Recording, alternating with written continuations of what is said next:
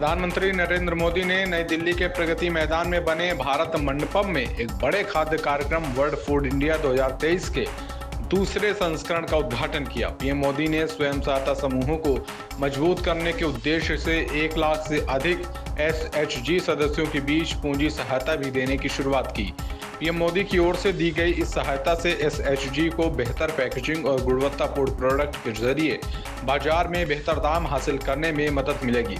PM Modi ने world food India 2023 के हिस्से के रूप में फूड स्ट्रीट का भी उद्घाटन किया। पीएम मोदी ने दिल्ली में वर्ल्ड फूड इंडिया 2023 के उद्घाटन पर 1 लाख से अधिक एसएचजी सदस्यों को 380 करोड़ की प्रारंभिक पूंजी सहायता के वितरण की प्रक्रिया भी शुरू की। उन्होंने कहा कि टेस्ट और टेक्नोलॉजी का यह फ्यूजन एक नए भविष्य को जन्म देगा, एक नई इकोनॉमी को गति प्रदान करेगा। आज की बदलती हुई दुनिया में 21वीं सदी की सबसे प्रमुख चुनौतियों में से एक फूड सिक्योरिटी भी है, इसलिए वर्ल्ड फूड इंडिया का ये आयोजन और भी अहम हो गया है। देवी और सज्जनों, आप सभी का world food India global conference में स्वागत है। आप सबका अभिनंदन है।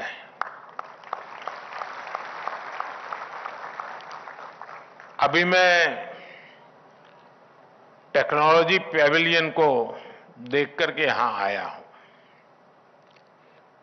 जिस तरह यहां टेक्नोलॉजी पैविलियन, स्टार्टअप पैविलियन और फूड स्ट्रीट जैसी व्यवस्थाएं की गई हैं, वो अद्भुत है। टेस्ट और टेक्नोलॉजी का ये फ्यूजन एक नए फ्यूचर को जन्म देगा, एक नई इकोनॉमी को गति प्रदान करेगा। आज की बदलती हुई दुनिया में 21वीं सदी की सबसे प्रमुख चुनौतियों में से एक फूड सिक्योरिटी भी है। इसलिए वर्ल्ड फूड इंडिया का यह आयोजन और भी अहम हो गया है।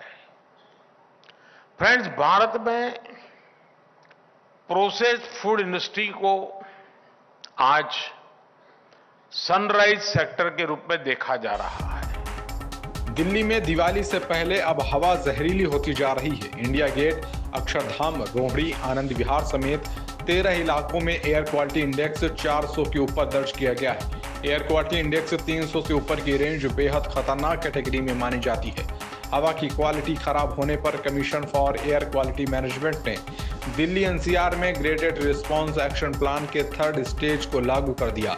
बता दें, जीआरएपी के स्टेज तब लागू किए जाते हैं जब एयर क्वालिटी इंडेक्स 401 से 450 की सीमा में गंभीर हो जाता है। इसके चलते कुछ क्षेत्रों में BS3 पेट्रोल और BS4 डीजल 4 पहिया वाहनों पर सख्त प्रतिबंध लग जाता है। वहीं गैर जरूरी निर्माण, तोड़फोड़ और रेस्टोरेंट में कोयले के इस्तेमाल पर रोक लगा दी जाती है। बता दें, सीएम अरविंद केजरीवाल ने 5वीं क्लास तक के सभी सरकारी और प्राइवेट स्कूलों को शुक्रवार और शनिवार के लिए बंद करने का आदेश दिया है। वहीं दिल्ली में वायु प्रदूषण पर अपोलो हॉस्पिटल के डॉक्टर निखिल मोदी ने कहा कि हम साल के उस समय में है जहां प्रदूषण एक बार फिर से बढ़ना शुरू हो गया है। सांस लेने में परेशानी वाले मरीजों की संख्या बढ़ गई है। समय आ गया है कि हम मास्क का इस्तेमाल करें और जरूरत पड़ने पर ही बाहर निकलें। इन्फोर्समेंट डायरेक्टरेट ने गुरुवार को दिल्ली के कैबिनेट मंत्री और आप नेता राजकुमार आनंद के घर छापे में ईडी ने करीब 23 घंटे तक पूछताछ की। जांच एजेंसी ने गुरुवार सुबह करीब 6 बजे आनंद के सिविल लाइंस स्थित सरकारी आवास पहुंची और शुक्रवार सुबह 4:30 बजे के करीब घर से बाहर निकली। ईडी ने आनंद के घर के अलावा 1 दर्जन ठिकानों पर भी छापेमारी की। ईडी के जाने के बाद मंत्री आनंद ने कहा, ईडी जिस केस की बात कर रही है वह 20 साल पुराना है। ये लोग आम आदमी पार्टी को खत्म करना चाहते हैं, जो चाहते हैं कि काम की राजनीति ना हो। ईडी की पूछताछ के बाद मीडिया से बात करते हुए मंत्री ने कहा, छापेमारी लोगों को परेशान करने का एक बहाना है। उन्हें तलाशी के दौरान कुछ नहीं मिला, उन्हें ऊपर से आदेश मिला है। मुझे लगता है इस देश में सच बोलना और गरीबों के लिए राजनीति करना पाप है। आपको बता दें, आनंद के खिलाफ ये जांच prevention of money laundering act के तहत की जा रही।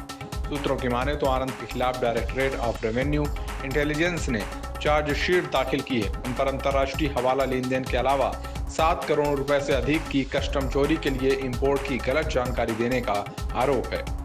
तमिलनाडु के राज्य मंत्री ईवी वेलू से जुड़े ठिकानों पर इनकम टैक्स डिपार्टमेंट ने छापा मारा है। तिरुवन्नमलाई के घर और कॉलेज और चेन्नई समेत 40 से ज्यादा जगहों पर आईटी ने तलाशी ली। इसके साथ ही आईटी ने पीडब्ल्यू से जुड़े ठेकेदारों के ठिकानों पर भी छापेमारी की। आपको बता दें, द्रमुक नेता वेलू तमिलनाडु सरकार में लोक निर्माण राज्य मंत्री हैं। 6 बार के विधायक वेलू इससे पहले राज्य के खाद्य आपूर्ति मंत्री रह चुके हैं। राज्य में एमके स्टालिन के नेतृत्व में डीएमके की सरकार है। ईवी वेलू ने एमजी रामचंद्रन के नेतृत्व में एआईएडीएमके से अपने राजनीतिक करियर की शुरुआत की थी।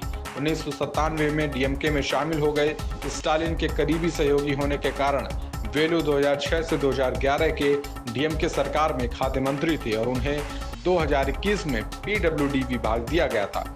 डीएमके सांसद वेलू तिरुवन्नमलाई में इंजीनियरिंग कॉलेज सहित कई शैक्षणिक संस्थानों के मालिक हैं। सूत्रों की माने तो मंत्री और उनके परिवार पर टैक्स चोरी का आरोप है।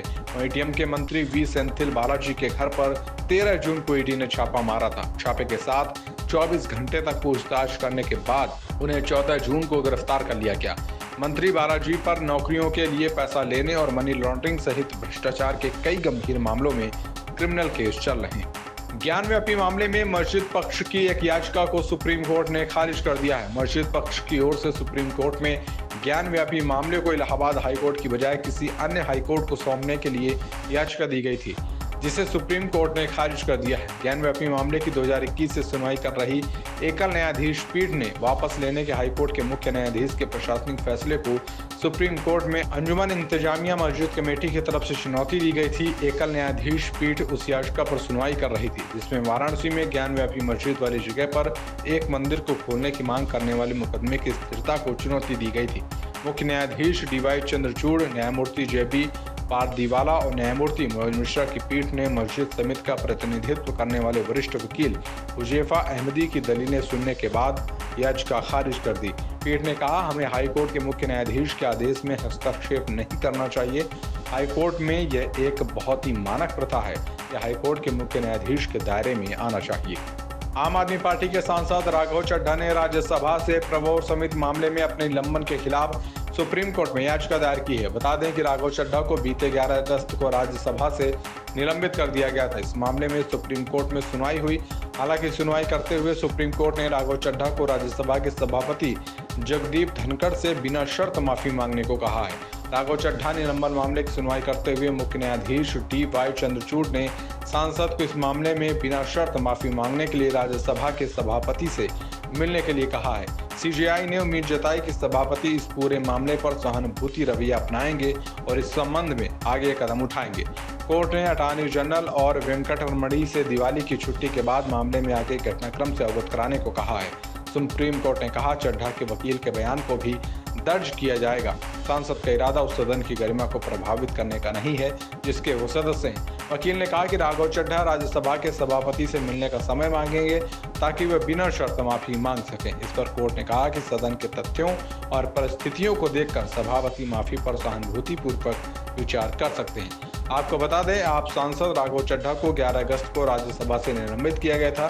सदन के कुछ सदस्यों ने आरोप लगाया था कि राघव चड्ढा ने उनकी सहमति के बिना एक प्रस्ताव में उनका नाम जोड़ा।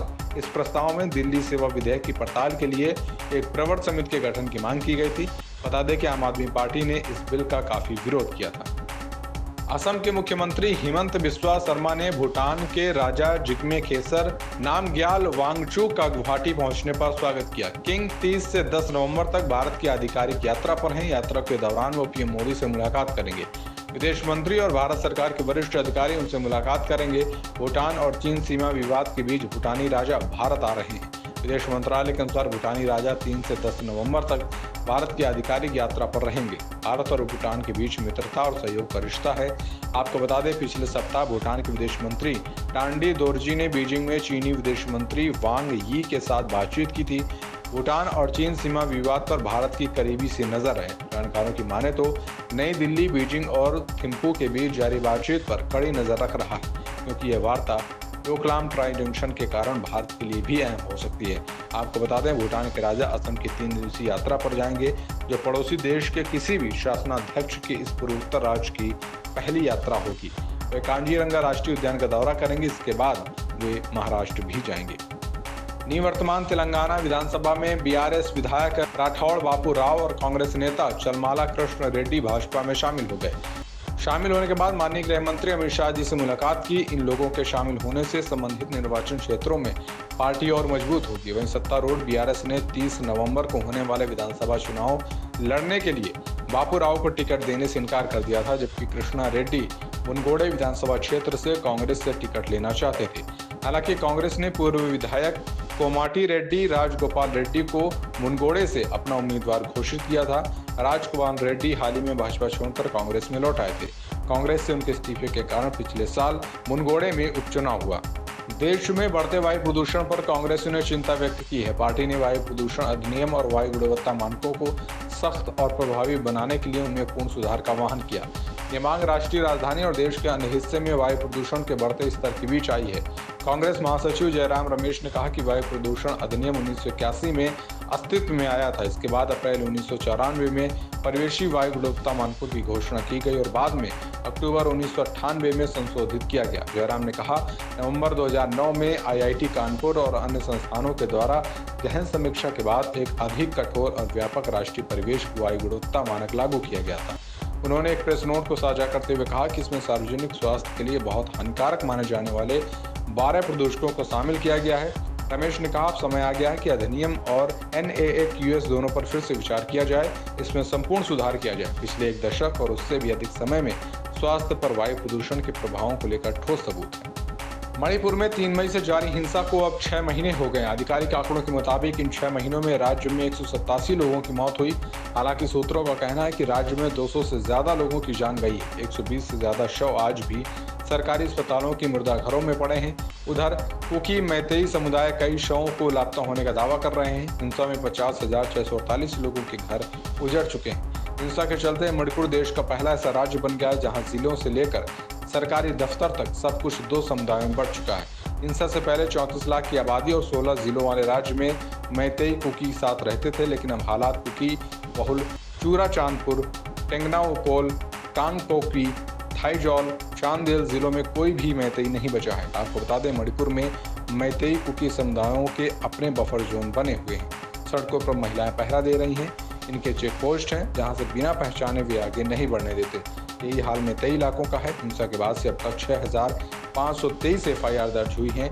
इनमें ज्यादातर शून्य FIR हैं। इनमें 5,107 मामले आगजनी, 71 हत्या के। वहीं CBI की 53 अधिकारियों की एक टीम 20 मामले देख रही है।